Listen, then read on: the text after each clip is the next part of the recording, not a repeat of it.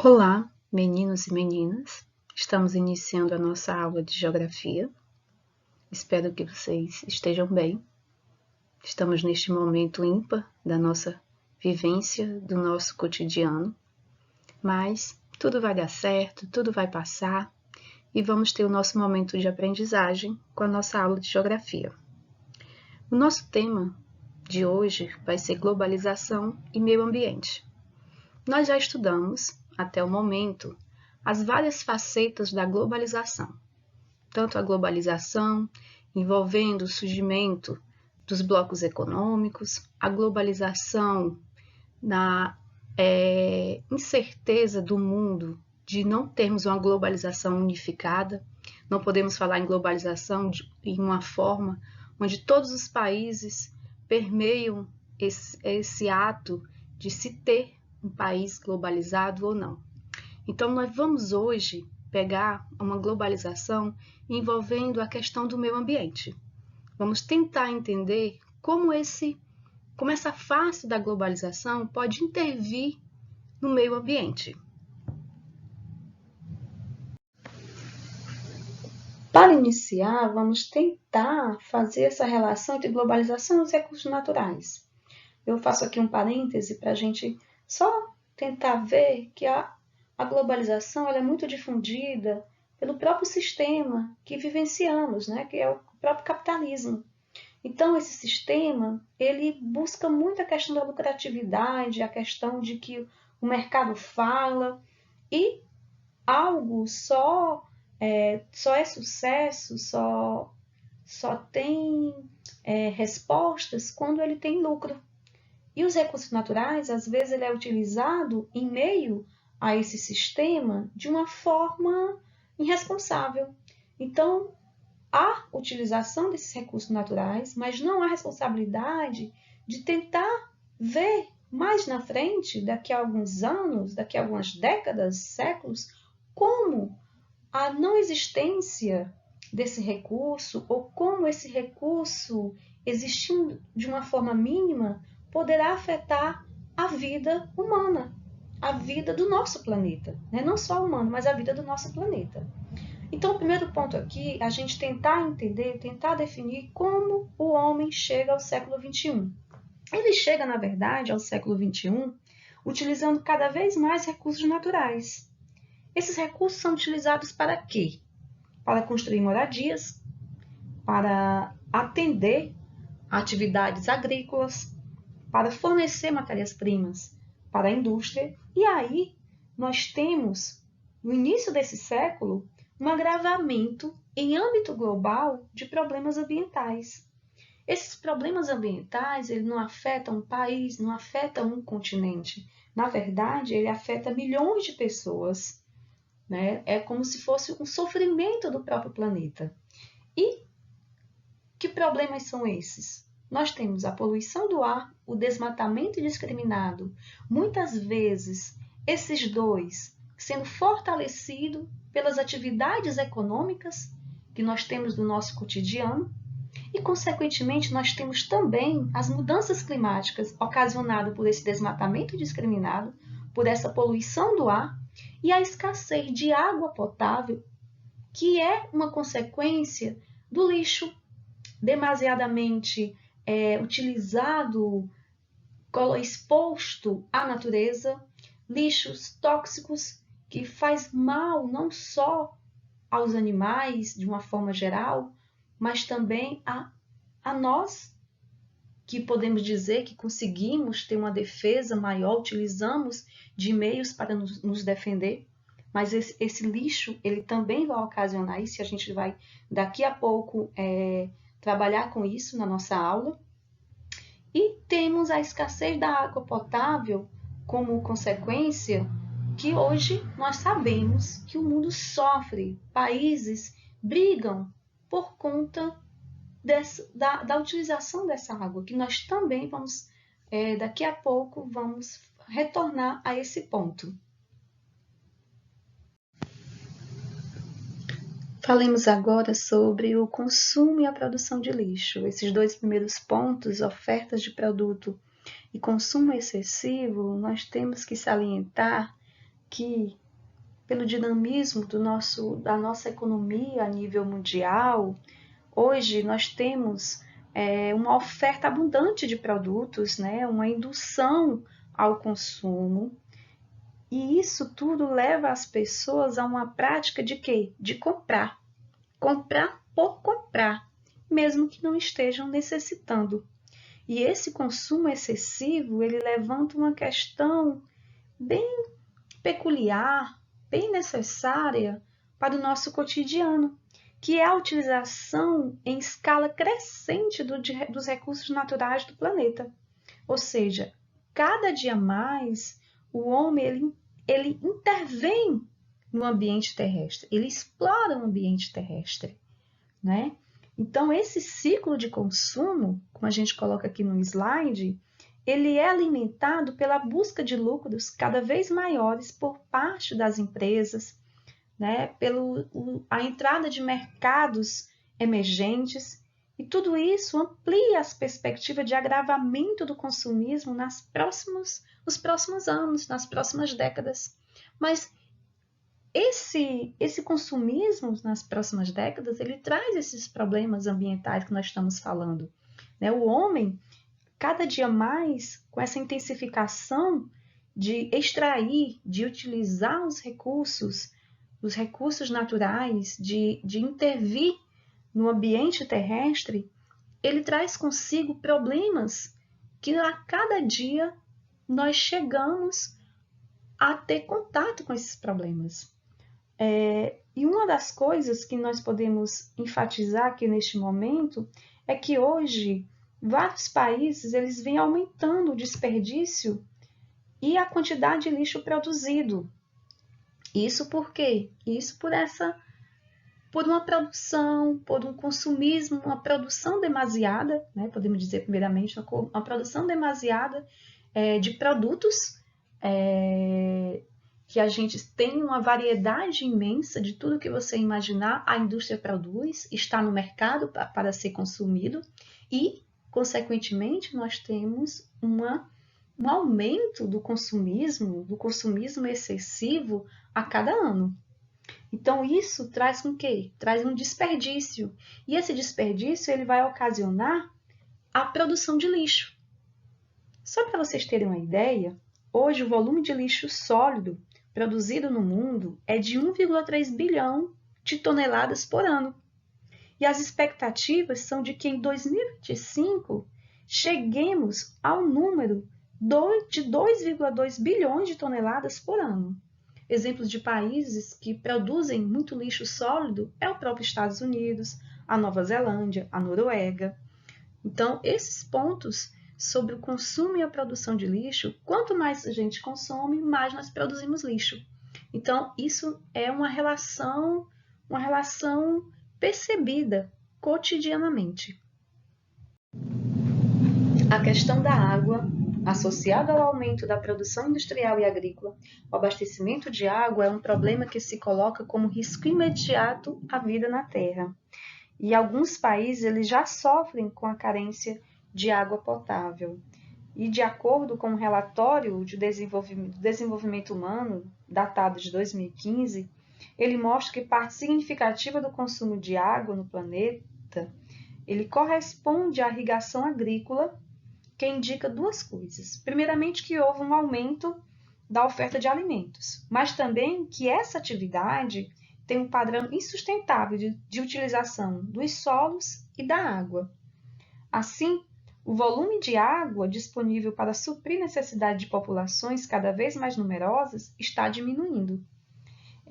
Outra coisa que nós podemos enfatizar é que nós temos um uso de produtos químicos, como pesticidas e fertilizantes, assim como os despejos de esgotos das indústrias e o próprio esgotos domésticos.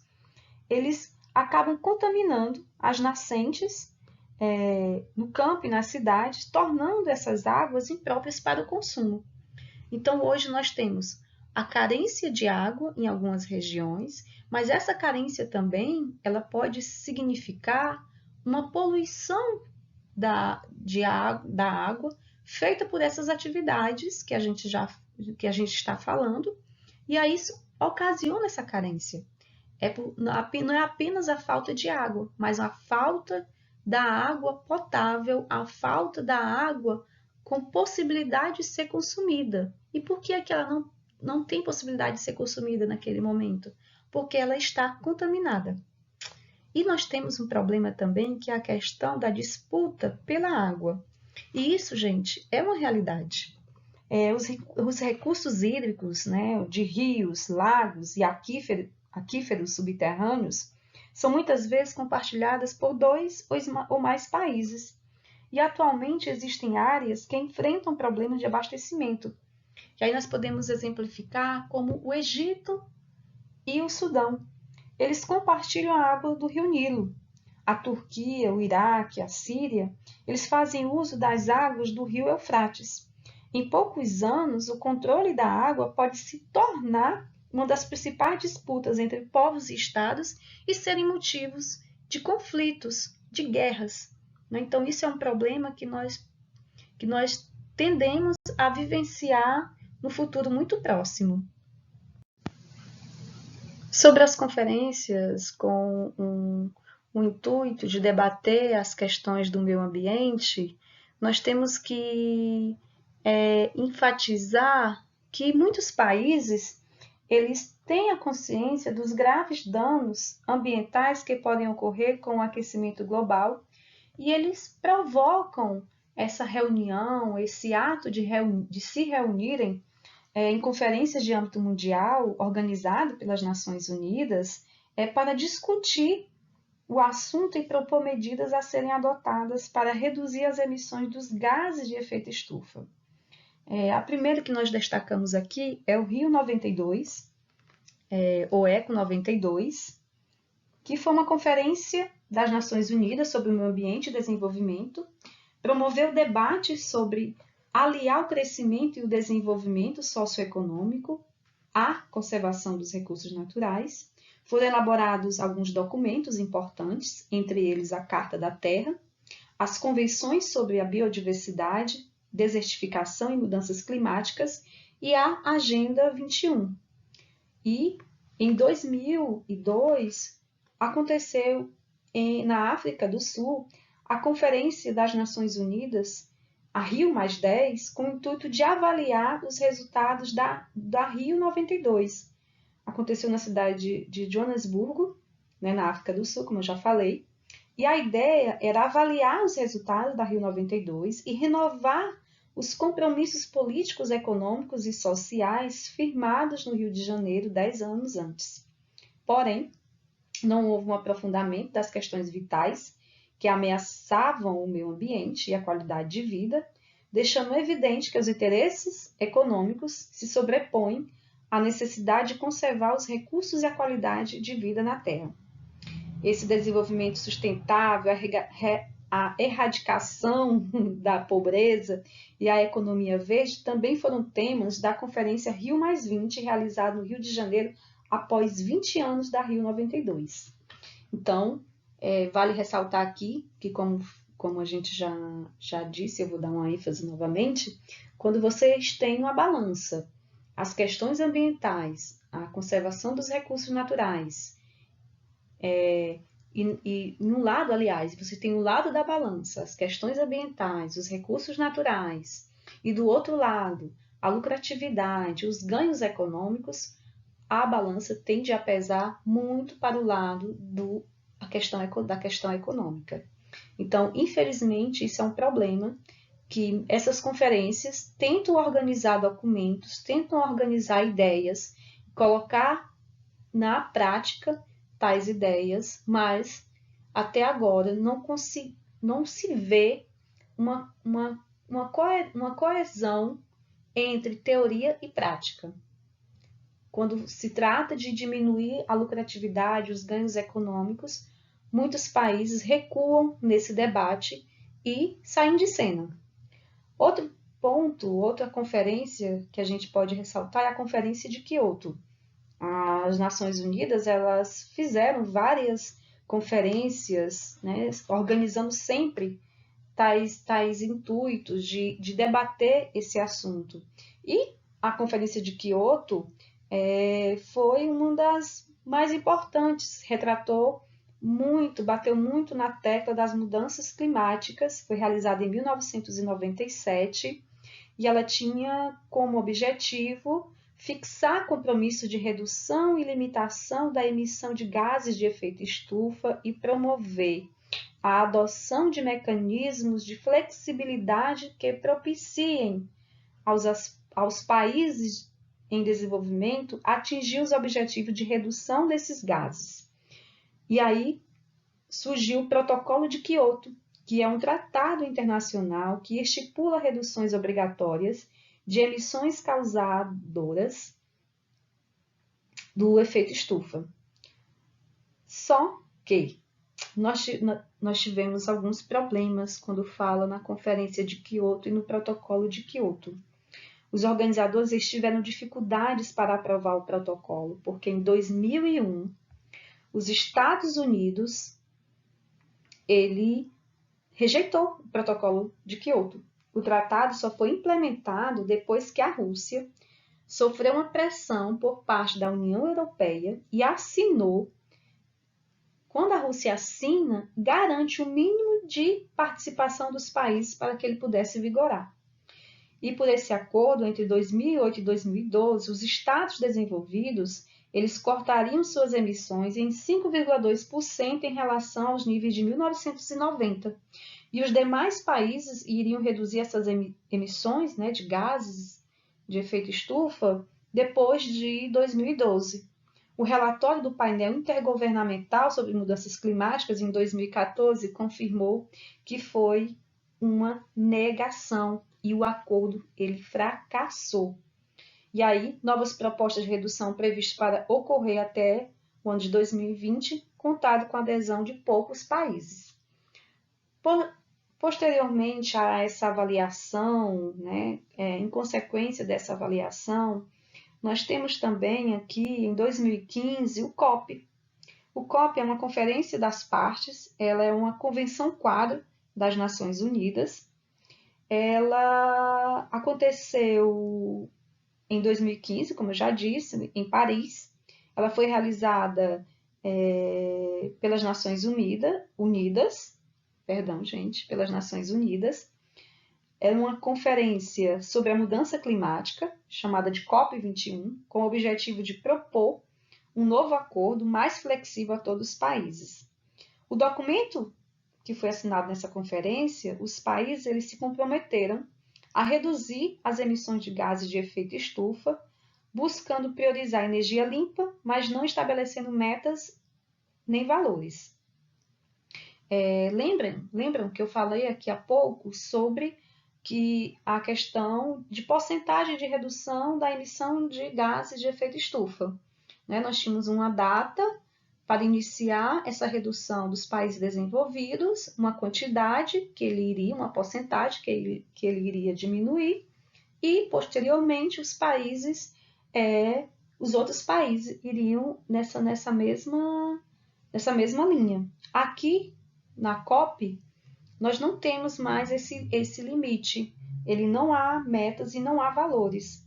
Então, as propostas, na verdade, foram um pouco claras, e com ações voluntárias dos países, então, assim, não havia uma obrigatoriedade. O encontro foi considerado um fracasso por muitos especialistas no assunto.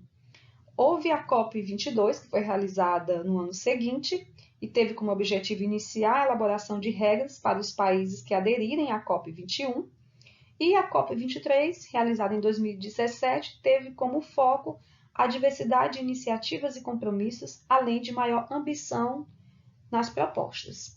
Então, esses pontos que nós trabalhamos aqui, da globalização com os recursos naturais, nós tivemos, com o meio ambiente, aliás, nós tivemos pontos de estudo em referência ao meio ambiente, em como ele pode interferir na questão da globalização, em como a globalização interfere nessa conservação dos recursos naturais. Vimos os problemas né, como a própria poluição, como a escassez de água potável, como o desmatamento indiscriminado, com o exagero de produção de lixo. Então, vimos um contexto geral. O que eu quero de vocês agora, meus alunos?